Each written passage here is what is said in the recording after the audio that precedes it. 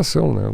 Da economia, se você pegar toda a sharing economy, todo blockchain, todos esses novos instrumentos, aplicativos, etc., permitem que os consumidores, que o mercado produza uma regulação, um processo de autorregulação que antes demandavam do Estado, né? Não há nada mais típico que isso, que a passagem dos táxis para os aplicativos, né? Você não precisa mais da prefeitura dizendo quem é que pode dirigir, dando carimbo, etc. Eu me lembro que na época que se discutia isso estou falando 10 anos atrás, mas como assim? Qualquer um vai botar um carro e... qualquer um vai botar um carro, vai funcionar? Como? Está funcionando, não baixou o preço, né? Agora você é autorregulado, você avalia, ele te avalia. Então, o mercado... E é interessante, a gente está falando sobre essa pesquisa aí de 2017, né, da Perseu Abramo. Quer dizer, nós tivemos um crescimento brutal, por exemplo, do microempreendedor individual no Brasil, né? O microempreendedor individual. E o MEI, né?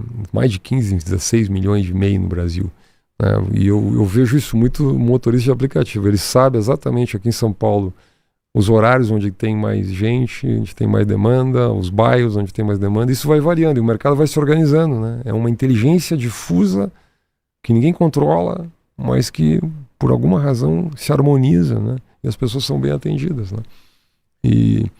Então, assim, agora, por que o Brasil é um país, assim, a formação cultural dele é um pouco avessa ao mercado? É possível dizer isso, eu acho que sim. Eu acho que nós temos ainda um mito de que um Estado protetor. Nós temos, por exemplo, um traço da cultura brasileira que eu vejo muito, assim, o que eu chamo de mito da hipossuficiência, né? Assim, de que o trabalhador, especialmente, as pessoas de menor renda no país, são incapazes de tomarem decisões econômicas, precisam do Estado, né? Isso é um problema brasileiro, né? Então, por exemplo, nós precisamos reter 8% do salário de todo mundo no FGTS, colocar numa conta na Caixa Econômica Federal, e o governo tem que administrar aquilo, né? E porque o trabalhador não vai saber administrar sua própria poupança, né? Quem disse, né? O trabalhador não sabe administrar a poupança, né? Não sabe. Nós não podemos dar um voucher de educação, nós temos no ProUni isso, né? O ProUni é um sucesso. O ProUni faz exatamente isso, ele dá uma bolsa trabalhador de menor renda, até 3 salários mínimos, vai lá e escolhe onde estudar. Quero no Mackenzie, quero no IBMEC, quero na PUC, ótimo, né? Mas na teoria geral, não, o trabalhador é incapaz de fazer essas escolhas, o Estado tem que, né? E isso me incomoda que a gente esteja criando no Brasil, eu gosto muito dos programas sociais que visam a emancipação, certo? Que visam, por exemplo, os condicionantes do Bolsa Família. Então, vai para a escola, né? Você vai superar a pobreza intergeneracional, etc.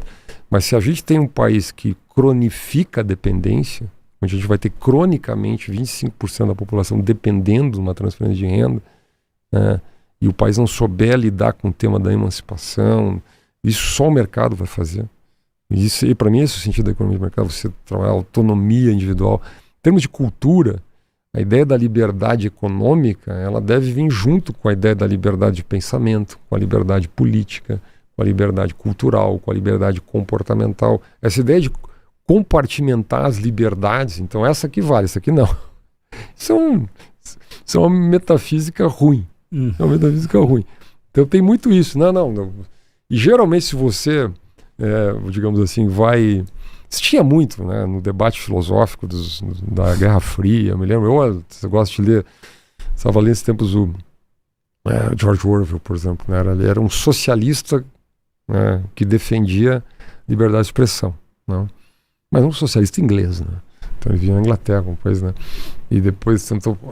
Mas nenhum país socialista garantiu liberdades individuais. Não existe socialismo com liberdade. Muita gente diz socialismo libertário, socialismo com liberdade, etc. Nunca houve isso na história. Se você aceita a ideia do Estado que comanda a economia, comanda a sociedade, comanda a história, comanda o destino, não é? Uma coisa, né? Uma coisa, traduz a tal da vontade geral do Rousseau, essa ideia de construção.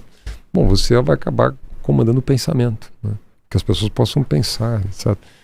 Então nunca houve isso. Então a minha impressão, assim, que a ideia da liberdade individual é um grande pacote. Você não deve compartimentar ela, não é um bom caminho.